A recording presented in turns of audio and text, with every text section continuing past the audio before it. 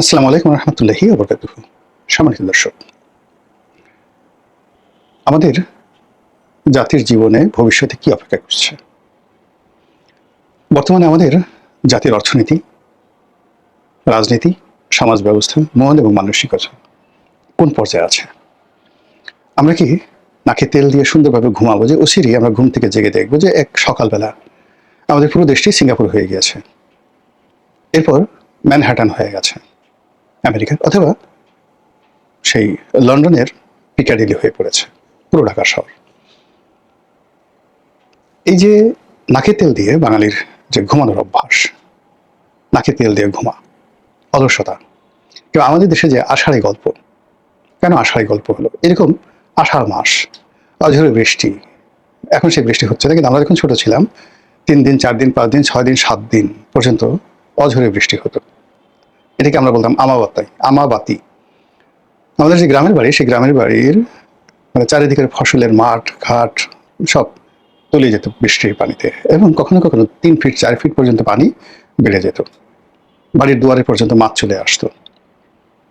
তো ওই সময়টাতে যে আমরা ছোট বাচ্চা যারা আছে, তারা চাচা দাদি সময় কাটানোর জন্য তাদের কাছে গল্প শুনতে চাইতাম, অথবা যারা দুরন্ত পানিতে নেমে যেতে চাইতো, দাদা দাদিরা তাদেরকে গল্প শুনিয়ে তারপরে তাদেরকে শান্ত রাখতো। এই যে গল্প শুনিয়ে শান্ত রাখতো, এটাকে বলা হয় আষাঢ়ি গল্প।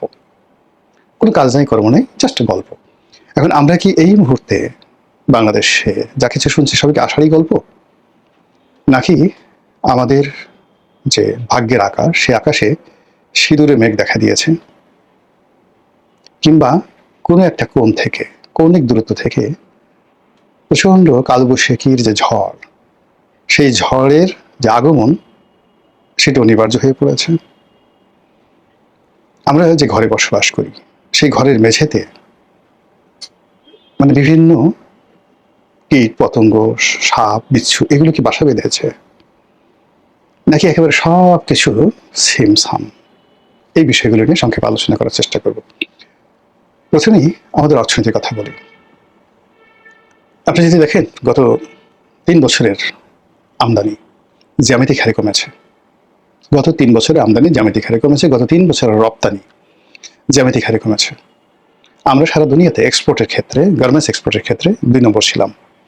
এখন এটা 2 নম্বরের জায়গায় 3 নম্বর থাকবে, 4 নম্বর থাকবে না 5 নম্বর থাকবে, এটা নিশ্চিত নয়। গার্মেন্টসের ব্যবসা, এক্সপোর্ট সেই পরিমাণ কমে গেছে, এবং এই অবস্থাতে আমরা বগল বাজাচ্ছি যে আমাদের সেই বাংলাদেশ ব্যাংকের যে রিজার্ভ 37 বিলিয়নে সেই যাকে বলা হয় পৌঁছে গেছে। এটাকে যদি আপনি ধরেন যে একটা মৃত মানুষের শরীরে যদি মরে যাচ্ছে, সেই মৃত মানুষের শরীরে যদি যৌবন আসে, তার গোপনাঙ্গ দাঁড়িয়ে যায়, তখন মানুষ যেভাবে হাসাহাসি করবে বা সে লাশ রেখে যেভাবে পালাবে, যে একটা লাশ সে মরে যাচ্ছে, সেই অবস্থাতে চ্যাটাং করে দাঁড়িয়ে গেছে একটা জিনিস, তার সে আশ্চর্য ঘটনা অর্থনীতিতে যখন এরকম কোনো ঘটনা ঘটে যে সমস্ত সূচক নিম্নমুখী কিন্তু একটা সূচক ঊর্ধ্বমুখী। বিখ্যাত একটা সিনেমা দেখেছিলাম, এটা সম্ভবত গৌতম ঘোষের অন্তর্জনী যাত্রা অথবা মৃণাল সেনের, আমি জানি না, কিন্তু সিনেমাটার কথা মনে আছে। তো সেখানে এক বৃদ্ধ, সে মরে যাবে, মরে যাওয়ার আগে তাকে নদীর তীরে নিয়ে যাওয়া হলো হিন্দু রীতি অনুযায়ী। সেখানে তাকে কীর্তন যাকে বলে শোনানো হবে, এবং কীর্তন শুনতে শুনতে সে মরে যাবে। মরে যাওয়ার পর তাকে ওখানে চিতায় জ্বালিয়ে দেওয়া হবে, এবং এর জন্য চণ্ডাল বসে আছে সেখানে, আত্মীয় স্বজনরা সবাই বসে আছে। কখন মরবে বৃদ্ধ, এমন সময় একজন লোক এসে সেই বৃদ্ধ, তার আত্মীয় স্বজন তার হাতে পায়ে ধরে বললো যে এই বৃদ্ধর সঙ্গে আমার মেয়েটার বিয়ে দিয়ে দেবো, আমার মেয়েটার বিয়ে হচ্ছে না। এখন যদি এই বৃদ্ধের সাথে বিয়ে হয়, তো বৃদ্ধ একটু পরে মারা যাবে, মারা গেলে আমার মেয়েটাকেও এখানে সতীদাহ প্রথায় তাকে চিতায় যেতে পারবে, সে আমার মেয়েটাও পুণ্যি লাভ করে স্বর্গে যাবে, আর আমরাও স্বর্গে যাব। তারা উচ্চারণ স্বর্গে আঞ্চলিকভাবে বলছিল, স্বর্গে, এই জন্য আমি বললাম আমরাও স্বর্গে যাব, এবং বিয়ে হয়ে গেল। এখন বৃদ্ধ তো অজ্ঞান, সে মরে যাবে একটু পরে, অজ্ঞান, সীতা রেডি। তো কিন্তু হঠাৎ করে যে কোনো কারণ হোক, রাতে বুড়া মরেনি, সব লোকজন হতাশ হয়ে চলে গেল। শুধুমাত্র যে চণ্ডাল, যে এটা সীতা জ্বালাবে, সে দূরে বসে আছে, আর ওই যে নববধূ সে বসে আছে। সকালবেলা বুড়া একটু চোখ মেলছে, দেখে তার পাশে অনিন্দ সুন্দরী যুবতী এক মেয়ে। তো যুবতী মেয়ে দেখে সে জিজ্ঞেস করলো, তুমি কে গা? তখন সেই মহিলা বললো যে আমি তোমার স্ত্রী। বলে, বলো কি, কিভাবে হলো? বলে যে এই কারণে হলো, আমাকে তোমার সাথে স্বর্গে পাঠানোর জন্য বিয়ে দেওয়া হয়েছে। তো বুড়া খুব অবাক হয়ে গেল এবং তার ভিতরে লোভ আসলো। সে কোন ফাঁকে সেই তরুণীর হাতটা কোনো মতে উঁচু করে তরুণীর স্তন্যে একটা চাপ দিল, এবং ওই পুরো হল ভর্তি যারাই সিনেমাতে হাসতে হাসতে মরে যায় এই দৃশ্য দেখে। তো এই যে দেখেন সিনেমাটিক যে ঘটনা যা কিছু বলছি, এরকম আমাদের অর্থনীতিতে অদ্ভুত অদ্ভুত সব ঘটনা ঘটছে। অর্থনীতি যখন চরমে তখন রিজার্ভ বাড়ছে, অর্থনীতি যখন খুব খারাপ তখন ঘুষ বাড়ছে, অর্থনীতি যখন খুব খারাপ দুর্নীতি বাড়ছে, অর্থনীতিতে কোনো আয় রোজগার নাই, বাজেট বাড়ছে, ট্যাক্স বাড়ছে। এবং আমাদের এই সমাজে দরিদ্র যারা আছে তারা তো শেষ, যারা ধনী আছে তাদেরকেও শেষ করে দেওয়ার জন্য যাকে বলা হয় সরকার খলক নামে আছে। একজন দেশের প্রবীণ রাজনীতিবিদ কর্নেল অলি আহমেদ, তিনি তার দুঃখের একটা কথা বলছিলেন যে তার কাছে একটি অনেক পুরনো একটা গাড়ি আছে, এখন সেটা সে বিক্রিও করতে পারছেন না, ব্যবহারও করতে পারছেন না। যখন সে এমপি ছিল সেই আমলে তার সেই গাড়ির ট্যাক্স এসে যায়, অর্থাৎ সে ব্যবহার করে না, বিক্রিও করতে পারে না, ডিমোরালাইজ করতে পারে না, কিন্তু ওই নম্বরটা তার কাছে আছে, এই জন্য তাকে প্রতি বছর 2 লাখ টাকা করে সেটাকে ট্যাক্স দিতে হয়। তো এই বছর সেই যে গাড়ির যে সিসি, সেই গাড়ির সিসি অনুযায়ী এই বছর সেই তার ভদ্রলোকের ট্যাক্স আসছে 5 লাখ টাকা।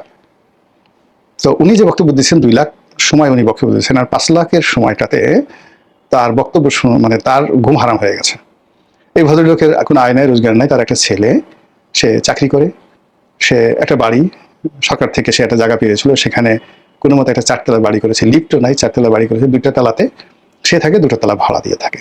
তো 2টা তলায় ভাড়া যা আসে এই ভাড়া দিয়ে তার কোনো মতে স্বামী স্ত্রী তার সংসার চলে, আর ছেলে চাকরি করে একটা বিশ্ববিদ্যালয়, প্রাইভেট বিশ্ববিদ্যালয়, সেটা দিয়ে তার সংসার চলে। এই লোক এখন এই পুরোনো গাড়ি যেটা সে ব্যবহার করতে পারে না, হয়তো এমপি কোটা এনেছিল 4000 সিসি বা 5000 সিসির গাড়ি, এটার জন্য এখন তাকে 5 লাখ টাকা ট্যাক্স দিতে হবে। তো এইভাবে যারা জীবিত আছে প্রত্যেকটা লোককে এইভাবে লাশ বানিয়ে দেওয়া হয়েছে। এখন আমার মতো মানুষ, অন্যান্য যারা আছেন, যাদের ব্যবসা বাণিজ্য আছে, তাদের কথা আলাদা, কিন্তু যাদের ধরেন এই গত 3 বছর কোনো ব্যবসা নাই, বাণিজ্য নাই, 2টো গাড়ি আছে, ব্যবহারও করতে পারছে না, কিন্তু এই নম্বর প্লেটের জন্য তাকে সরকারকে ট্যাক্স দিতে হবে। এইভাবে সবকিছু। আবার দেখলাম যে কালকে একজন লোক বললো যে তার জমি আছে, বাবা কিছু জমি রেখে গেছে, কোথায় কাগজপত্র কি আছে না আছে সে কিচ্ছু জানে না, বিক্রিও করতে পারছে না, ওয়ারিশ নিয়ে আছে না, ওয়ারিশ নিয়ে মামলা হচ্ছে, মোকদ্দমা হচ্ছে। এখন নতুন সম্পদ কর অনুযায়ী তাকে নাকি এই জমির কর দিতে হবে। এখন সেই জমির মূল্য কত সে নিজেও জানে না, কত টাকায় ট্যাক্স দিতে হবে তার নিজের, মানে এই জমি যদি সে পায় ওয়ারিশদের সাথে মামলা করে, তাহলে সে হয়তো কোনো একটা ডেভেলপারকে দেবে বা কারোর কাছে বিক্রি করবে, কিন্তু এই মুহূর্তে সেই জমির ওয়ারিশ সার্টিফিকেট তুলতেই তাকে দেখা গেল জমির মালিকানার জন্য যদি 15% ট্যাক্স দিতে হয়, জমির দাম যদি 10 কোটি হয়, তাহলে তাকে 15% ট্যাক্স কত দিতে হবে? 1 কোটিতে 15 লাখ টাকা, 1.5 কোটি টাকা তাকে ট্যাক্স দিতে হবে। তার যদি কিডনি বেচে কুচি কুচি করে কাটা হয়, কেবলমাত্র মামলা চালানোর জন্য এই 1.5 কোটি দিকে দিয়ে তাকে ওয়ারিশ সার্টিফিকেট আনতে হবে। এই হলো অবস্থা। এই যে একটা ভীতিকর অবস্থা চলছে দেশের মধ্যে, প্রত্যেকটা মানুষ অবদমিত হয়ে গেছে। এর ফলে কি হলো, আমাদের আয় রোজগার সবকিছু নেতিবাচকে চলে গেছে। ব্যক্তি পর্যায়ে, কর্পোরেট পর্যায়ে, রাষ্ট্রীয় পর্যায়ে, সরকারি পর্যায়ে কোনো জায়গাতে কোনো আয় নেই। বিদেশিরা রেমিটেন্স পাঠাচ্ছে, সেই রেমিটেন্সগুলো সরাসরি গিয়ে কেন্দ্রীয় ব্যাংকে জমা হচ্ছে, কেন্দ্রীয় ব্যাংক ওইটার এগেনস্টে বাংলা টাকা ছাপিয়ে ওই বিদেশি যারা লোকজন আছে তাদেরকে সে টাকা দিয়ে দিচ্ছে। আর ওই টাকাটা এনে যে সে যে টাকা ছাপালো, সেই টাকা ছাপানোর এগেনস্টে ডলারটাকে নিয়ে এসে যে ব্যবসা করবে, সেই ব্যবসা করার মতো কোনো সুযোগ তার নেই। ব্যাংকগুলো ডলার দিচ্ছে না, এলসি হচ্ছে না, ব্যবসা বাণিজ্য হচ্ছে না, আমদানি হচ্ছে না, রপ্তানি হচ্ছে না, ফলে ইটস এ লায়াবিলিটিস।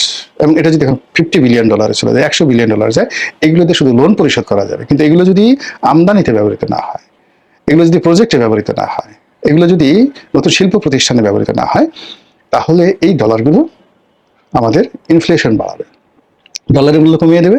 আর ডলারের মূল্য কমিয়ে দিলে চোরাচালানি বাড়বে, হুন্ডিতে টাকা বাড়বে, আশা বাড়বে, এবং ব্যবসা বাণিজ্য বন্ধ হয়ে যাবে। আর এটা নিয়ে আমরা খুব লাভ পাচ্ছি যে আমাদের রেমিটেন্স বেড়ে গেছে। এবং শেখ হাসিনার জমানাতে ঠিক সেম ঘটনাটা ঘটেছিল, $50 বিলিয়ন হয়ে গেছে, কিন্তু তখন কিন্তু 12টা বেজে গেছে শেখ হাসিনার।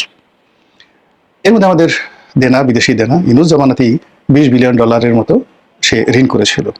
এবং লোকাল মার্কেট থেকে 2 কোটি টাকা, মাত্র 1.5 মাসে 2 কোটি টাকা লোকাল মার্কেট থেকে নিয়েছে, আর আন্তর্জাতিক বাজার থেকে 20 বিলিয়ন। $1 বিলিয়ন মানে 12,000 কোটি টাকা, $20 বিলিয়ন মানে 1,20,000, 2,40,000 কোটি টাকা বিদেশ থেকে ডলারে ঋণ করেছেন ইউনূস সরকার। আর দেশের ব্যাংক বিমা থেকে তারা নিয়েছে আরো প্রায় 2 লক্ষ কোটি টাকা। এই সরকার 4 মাসে প্রায় 70,000 কোটি টাকা নিয়েছে ব্যাংক থেকে 4 মাসে। তারপর বিদেশ থেকে কত নিয়েছে এখন পর্যন্ত আমরা জানতে পারি না। তো বুঝেন ব্যাপারটা যে কিভাবে কি হচ্ছে। এই গেল অর্থনীতি, এবং এই অর্থনীতি কিন্তু এই সরকারের 12টা বাজাবে, আর কিছু করা লাগবে না। অন্যদিকে সরকারের যারা লোকজন, বিরোধী যারা লোকজন আছে, মানে সিলেক্টিভ, এই 300 সংসদ সদস্য থেকে শুরু করে প্রজাতন্ত্রের কর্মকর্তা, কর্মচারী, সাংবাদিক, সাহিত্যিক সব মিলিয়ে সুবিধাভোগী লোকের সংখ্যা সাকুল্যে 10,000, নট মোর দ্যান 10,000। আওয়ামী লীগের এই 10,000 লোকই ছিল সুবিধাভোগী। এই 10,000 লোক লুটে পুটে সারা বাংলাদেশ অতীতে খেয়েছে, এখনো খাচ্ছে, এবং অতীতের চাইতে এখন বেশি করে খাচ্ছে। খাওয়ার পরে কি হলো, এই 10,000 লোকের প্রায় সবাই, সেদিন একজনকে দেখলাম, ওরে বাবা রে বাবা, যে ঢাকা শহরে যার একটা বাইসাইকেল ছিল না, স্ত্রীর ইনকামে চলতো, সে বিরাট সে V8 গাড়ি নিয়ে ঢাকা শহরে ঘোরাফেরা করছে। মানে আমি একটা টেলিভিশনের গাড়িতে যাচ্ছি, সে আমার দিকে তাকালো, আর নিজের V8 গাড়িটার দিকে আমি যেন তাকাই, এইভাবে সে মানে একটা দেখে বলে আমার দৃষ্টি আকর্ষণ করলো। আমি খুব অবাক হয়ে ভাবলাম, হাউ ইট ইজ পসিবল। এটাই যে রাজনৈতিক পাণ্ডাদের যে কর্মকাণ্ড, সেই কর্মকাণ্ড সরকারকে, দেশকে, জাতিকে একটা মারাত্মক বিপদের দিকে নিয়ে যাচ্ছে। এর বাইরে বাংলাদেশের জন্য পাকিস্তান সরকার যে ফাঁদ পেতেছে, ISI যে ফাঁদ পেতেছে, চীন এই মুহূর্তে বাংলাদেশের জন্য যে ফাঁদ পেতেছে, তারপর ভারত যে ফাঁদ পেতেছে, আমেরিকা ফাঁদ পেতেছে, রাশিয়া ফাঁদ পেতেছে, এবং প্রতিটি ফাঁদ আমাদেরকে পরাধীনতার শৃঙ্খলে আবদ্ধ করার জন্য যথেষ্ট। প্রতিটি ফাঁদ আমাদের এই দেশটিকে যুদ্ধে জড়িয়ে দেওয়ার জন্য যথেষ্ট। প্রতিটি ফাঁদ আমাদের দেশের মধ্যে ধর্মীয় উগ্রবাদ, সাম্প্রদায়িক দাঙ্গা, এলাকা ভিত্তিক দাঙ্গা, রাজনৈতিক বিরোধ, মারামারি, হানাহানি, কাটাকাটি, এমনকি গৃহযুদ্ধ অনিবার্য করে তুলতে পারে। প্রতিটি বিরোধ। ভারত এই যে আওয়ামী লীগকে ক্যাপচার করে, পুরো আওয়ামী লীগ শক্তিটিকে যেভাবে তারা নিজেরা নিয়ে নিয়েছে তাদের কবজাতে, দেশের ভিতরে এবং বাইরে। আপনারা যতই ভারতকে গালাগালি করেন, আওয়ামী লীগের কোনো লোক এখন ভারতকে গালাগালি করছে না। তারা মনে করছে যে ভারত তাদের ত্রাণকর্তা। 71 সালে ভারত